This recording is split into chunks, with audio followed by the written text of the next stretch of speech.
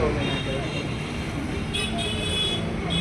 Hello hi welcome to PRJ security systems. ఈరోజు మనం వచ్చేసి అల్మాజ్గూడలో కొత్త సైట్ని చేయడం జరిగిందండి. 4 ఛానల్ DVR 3 కెమెరాస్ని ఇన్స్టాల్ చేయడం జరిగింది.